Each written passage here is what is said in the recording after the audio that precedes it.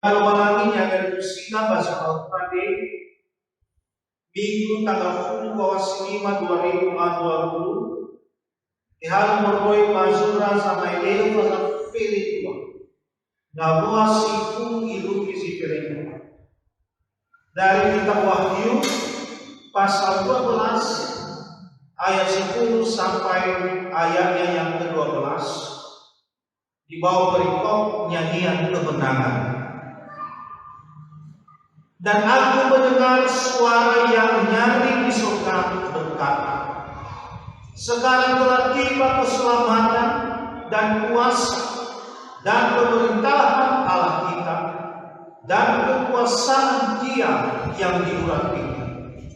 Karena telah dilemparkan ke bawah pendakwa saudara-saudara kita yang mendakwa mereka siang dan malam di hadapan Allah kita. Dan mereka mengalahkan Dia oleh darah anak domba dan oleh perkataan kesaksian mereka, karena mereka tidak mengasihi nyawa mereka sampai ke dalam maut. Karena itu bersukacitalah, hai surga dan hai kamu sekalian yang diam di dalamnya. Celakalah kamu, hai bumi dan laut, karena iblis telah turun kepadamu dalam geramnya yang dahsyat, karena ia tahu bahwa waktunya sudah singkat. Termari lumalangi adik bah TBE Timania, ya ia dalam menyanyikan keselamatan dari Tuhan. Milauzi guna famurifi soroi lumalangi. Saudara-saudari yang dikasihi Tuhan, saya percaya kalau tidak ada musik, kalau tidak ada nyanyian di dalam kehidupan kita ini, maka bisa kita katakan bahwa hidup kita ibaratkan seperti makanan yang tidak ada garamnya. Sekali lagi, kalau tidak ada musik, kalau tidak ada nyanyian dalam kehidupan kita, boleh kita katakan bahwa hidup kita ini ibaratkan makanan tanpa garam, di mana hidup akan hampa, di mana hidup akan tambah dan tak berasa. Karena kenapa? Karena musik dan nyanyian adalah merupakan seni yang mampu menggugah hati, jiwa, dan rasa melalui alunan-alunan nada yang indah, sehingga nyanyian dan musik mampu mempengaruhi jiwa kita, emosional kita, perasaan kita. Orang yang sedang jatuh cinta, biasanya dia akan menyanyikan lagu-lagu yang bertemakan tentang kegembiraan, tentang perasaan cinta, tentang rasa rindu, dan lain sebagainya. Begitu juga orang yang lagi sedih, biasanya ia akan menyanyikan lagu-lagu ataupun mendengarkan lagu-lagu yang bertemakan tentang kehidupan itu sendiri, tentang perjuangan, tentang bagaimana nasib hidup yang ia alami, tentang pengalaman hidup yang ia rasakan. Sebab semua nyanyian yang didengar, yang dilanturkan, mempengaruhi kondisi dan apa yang sedang ia alami. Selain daripada itu, bahwa nyanyian juga mempengaruhi fisik kita. Secara kesehatan, bahwa kalau kita sering bernyanyi, berlatih core, berlatih vokal group, maka itu sangat baik bagi jantung kita dan bagi paru-paru kita. Karena kenapa? Karena ketika kita bernyanyi, maka oksigen itu akan semakin meningkat. Oksigen itu semakin bertambah. oksigen yang ada di paru-paru, oksigen yang ada di jantung, itu akan semakin bertambah, semakin meningkat ketika kita sedang bernyanyi. Begitu juga bahwa bernyanyi bisa meningkatkan, yaitu kekebalan tubuh kita. Karena kenapa? Karena ketika seseorang sedang bernyanyi, maka jiwanya sepertinya senang, sepertinya tenang. Sehingga ketika seseorang merasakan tenang, merasakan damai, maka imun tubuhnya itu akan semakin meningkat. Maka setiap orang yang bernyanyi, imun tubuhnya itu semakin meningkat. Karena melalui nyanyian itu jiwanya, ia merasakan damai, tenang. Dan secara psikologi bernyanyi bisa meningkatkan perasaan senang, sehingga menurunkan, menekan daripada tingkat stres kita. Makanya tadi, kalau tingkat stres kita itu ditekan, maka imun kita akan semakin naik. Itulah Bapak Ibu yang dikasihi Tuhan, bagaimana pengaruh bernyanyi itu di dalam kehidupan kita. Nah, dalam firman Tuhan pada hari ini, pada minggu pertama ini, firman Tuhan ini mengajak kita untuk bernyanyi. Sekali lagi, bahwa firman Tuhan pada hari ini mengajak kita bernyanyi. Ia mengajak kita sebagai umat yang percaya, setiap dari diri kita masing-masing untuk bernyanyi. Menyanyikan apa? Dalam firman Tuhan ini, ia nyatakan, ia ajak kita untuk menyanyikan keselamatan daripada Tuhan. Bernyanyi tentang keselamatan, saya rasa itu adalah sebuah nyanyian di mana dipenuhi dengan gemuruh sorak-sorai dan sukacita. Karena kenapa? Karena nyanyian keselamatan biasanya itu dinyanyikan setelah perjuangan berakhir, setelah penderitaan berakhir, setelah usaha berakhir, selesai. Sehingga di dalam perjuangannya, di dalam penderitaannya, ia menemukan, ia mendapatkan kemenangan. Maka pada saat itu ia menyanyikan lagu. Tentu bukan hanya lagu yang dilakukan dengan biasa. Orang yang menang pasti akan bersorak. Makanya disini bahwa setiap nyanyian kemenangan itu pasti dijadikan dengan sorak-sorai, dengan penuh sukacita, karena penderitaan dan tantangan sudah berakhir. Dan saya rasa inilah suasana yang diharapkan oleh orang Kristen, di mana kita wajib ditulis bahwa penderitaan akan berakhir, digantikan dengan kemenangan yang direspon dengan nyanyian penuh sukacita dan sorak-sorai.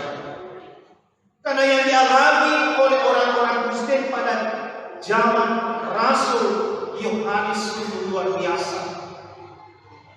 Saat itu mereka sangat menderita oleh karena kekejaman Raja Domitianus. Raja Domitianus ini tidak segan-segan untuk mengejar, untuk menyiksa, untuk membunuh orang-orang Kristen pada saat itu. Di mana orang-orang Kristen pada saat itu menolak untuk menyembahnya sebagai kaisar, karena Raja Domitianus ini menyembahkan dia dengan Allah yang wajib dan harus untuk disembah. Dan orang Kristen menolak hal itu karena hanya Allah yang bisa dan layak untuk disembah. Untuk itu Domitianus mengejar, menyiksa dan membunuh orang-orang Kristen pada saat itu. Dan gambaran penderitaan yang mereka alami itu dilukiskan di dalam kitab Wahyu ini, dilukiskan oleh Yohanes dengan seorang perempuan yang dikejar-kejar oleh naga yang jahat. Saudara-saudara, kalau kita membaca keseluruhan daripada kitab Wahyu ini, maka sangat bisa dipahami kalau kitab Wahyu ini penuh dengan simbol dan angka-angka. Dan di pasal 12 ini menggambarkan bagaimana naga atau iblis yang berusaha untuk mengejar perempuan dan keturunannya itu, yaitu jemaat. Dan tujuan daripada naga itu sudah jelas, yaitu melancarkan serangan yang membuat umat menderita dan menggagalkan keselamatan yang daripada Tuhan. Tetapi Bapak Ibu yang dikasihi Ibu, pada akhirnya naga itu dikalahkan, sehingga umat Allah menyanyikan kemenangan dengan sukacita. Nyanyian kemenangan itu nampak pada ayat 10. Di situ dinyanyikan, sekarang telah tiba keselamatan. Artinya adalah bahwa masa-masa penderitaan akan segera berakhir dan digantikan dengan kemenangan dan keselamatan yang daripada Tuhan. Dan di dalam ayat 11, di situ dinyanyikan bahwa kekalahan naga itu disebabkan oleh kuasa darah anak domba. Kekalahan iblis oleh darah anak domba itu mengingatkan kita dengan apa yang terjadi ketika bangsa Israel ada di Mesir pada saat itu. Ketika pada saat itu malaikat maut turun atas Mesir dengan membunuh semua anak sulung di Mesir. Tetapi umat Allah dihindarkan dari kematian itu. Oleh karena kenapa? Oleh karena setiap pintu-pintu rumah daripada orang Israel itu ditorehkan darah daripada anak domba. Sehingga ketika malaikat maut melihat bahwa di situ ada darah anak domba, maka ia tidak datang ke sini untuk membinasakan, tetapi ia akan pergi kepada bangsa Mesir, yaitu membinasakan setiap anak-anak suku daripada orang-orang Mesir. Di situ kita tahu bahwa Yesus adalah anak domba Allah yang darahnya tercurah di atas kayu salib. Itulah yang menghindarkan kita dari kematian. Dan kebangkitan dari kematian itulah menjadi kemenangan kita untuk mendapatkan kehidupan. Dan di dalam kehidupan yang dianugerahkan terdapat sukacita. Dan dalam ayat 12 umat Allah diajak untuk bersukacita. Tetapi bumi dan laut celakalah kamu. Yang artinya bahwa yang berada di surga dalam kehidupan yang dianugerahkan itu akan ada sukacita. Tetapi bumi dan laut, gambaran tentang kuasa kegelapan, iblis, dan semua yang tidak percaya kepada Yesus akan mendapat celaka. Di sisi lain, Bapak Ibu, di ayat 12 ini, ketika ia berkata, celakalah kamu, hai bumi dan laut, karena iblis telah turun kepadamu. Artinya bahwa iblis dan semua malaikatnya telah jatuh, telah turun ke bumi, dan itu akan melibatkan dan menimbulkan peperangan sampai akhir zaman. Bahwa iblis akan terus menyerang umat Allah yang masih hidup di dunia ini. Karena kenapa? Karena iblis tidak suka manusia taat kepada Allah. Tetapi yang menjadi cita-cita kita adalah bagaimanapun iblis mau mengalahkan orang-orang beriman, menyerang orang-orang beriman, tetapi kita tidak akan kalah.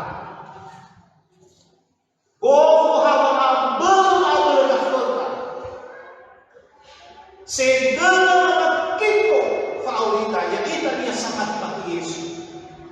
Baferi faul dafur kata tia. Aja bemena Yesus Kristus. Fabel Yesus Kristus. Dabel sama kiko fabel dafur. Bahwa kuasa Yesus itulah yang akan mengalahkan iblis.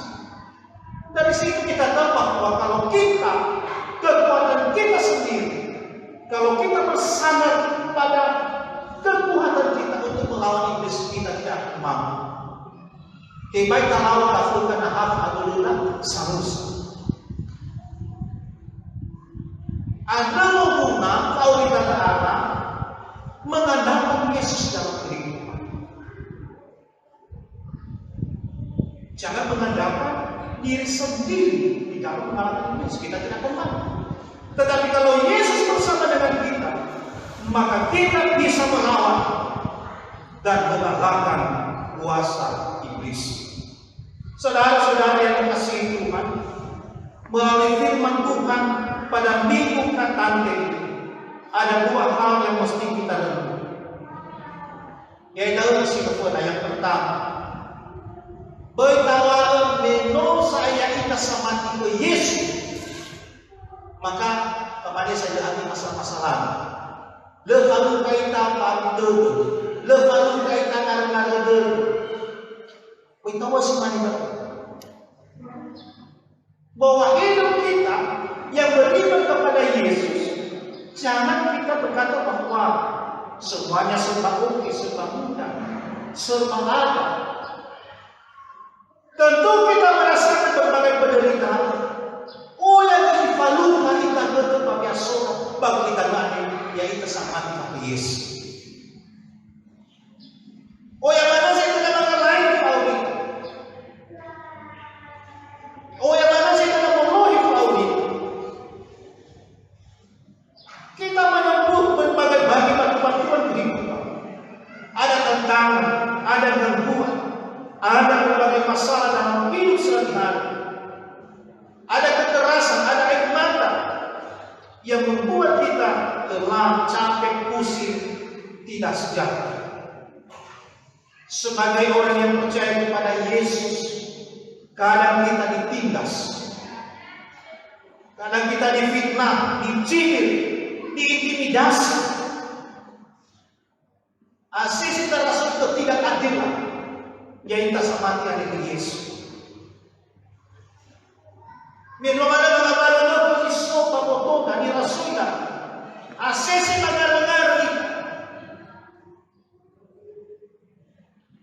Lain ada satuan, ada satuan. Asisi naman ni pati may sanay mataha. Ngaru-ngaru ludahan. Baafur ludahan. Di may say mataha. Aw mano na ikaw kaluwalan. Asisi naman ba bihili lang kita satuan. Oleh karena penyakit yang tidak kunjung sembuh, kadang kecemasan melanda diri kita. Oleh karena pendapatan kita tidak menentu, usaha kita tidak lancar, target kerja kita tidak tercapai, sedangkan pengeluaran bulanan sudah menunggu kita. Apalagi pada masa COVID-19 ini, kita dihantui oleh rasa takut, kekhawatiran, kecemasan. Orang berjualan susah, pendapatan menurun, bahkan tempat kerja menurun. Belum lagi di mana biasanya kita beribadah minggu di gereja, saat ini kita lakukan di rumah masing-masing.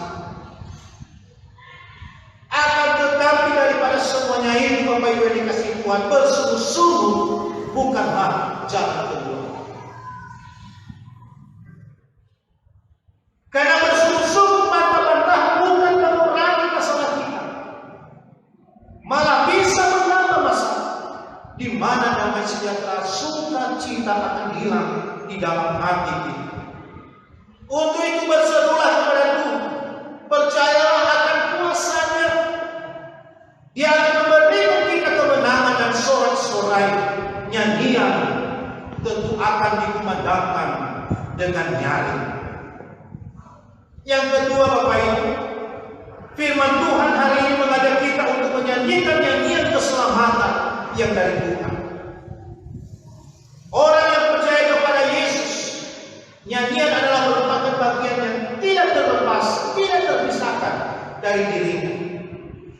Karena ia percaya bahwa dalam nyanyiannya itu terdapat kuasa firman Tuhan yang memberi kekuatan melawan kuasa iblis. Karena iblis membenci nyanyian yang dinyanyikan oleh orang percaya.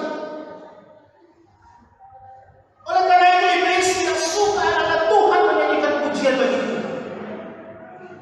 Sebab bernyanyi itu akan meningkatkan perasaan senang kita, perasaan sukacita, dan terlebih bahwa dalam setiap nyanyian pujian kita itu akan membuat hidup kita lebih dekat kepada Tuhan.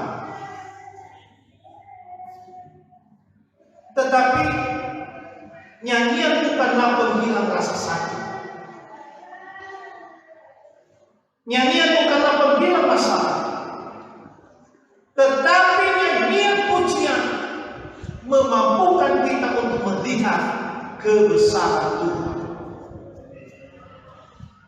Bazituna ni lauda ni anu bersida natahau dan tahayati ta'ani renui bawa kita dari kata per kata, ayat per ayat, sair per sair sini mau tahu mata apa kepada katanya Isa mau masuk ke lagi bapak. Kalau kita menghayati setiap nyanyian kita, disitulah kita bisa melihat kuasa Tuhan, kebesarannya di dalam kehidupan. Bapak ada malam kita, tak sangat belum yang kita bawa hadapi setiap ada ia permasalahan, kabulan dulu, penderitaan, sifat luka kita, bamiasuna bagian. Tahu itu paling saudara-saudara denda. Itu kami kulita bagian. Itulah yang memampukan kita kebesaran Tuhan untuk menjalani hidup kita penuh kemenangan. Karena kita tahu kuasa Tuhan lebih besar daripada masalah yang kita hadapi. Dewan nyanyian kita nyatakan bahwa kasih Allah tidak pernah sirna sampai saat ini. Walaupun kita dibunuh oleh kekhawatiran karena virus corona ataupun dalam setiap masalah yang kita hadapi, tetapi nyanyian yang kita kumandangkan kiranya menjadi pertanda bahwa kasih Tuhan tidak pernah berkesudahan di dalam hidup kita. Apalagi kalau nyanyian itu kita nyatakan di dalam sikap hidup kita yang memuliakan nama Tuhan. Untuk itu dalam minggu Katante ini kita diajak agar dalam setiap kehidupan kita selalu bernyanyi untuk memuliakan nama Tuhan. Nyanyikanlah nyanyian yang baru bagi Tuhan. Pujilah Dia dengan segenap jiwa raga. Muliakanlah Dia dengan cara hidup yang berpadanan dengan firman-Nya. Maka hidup yang penuh berkemenangan akan menjadi milik kita. Amin.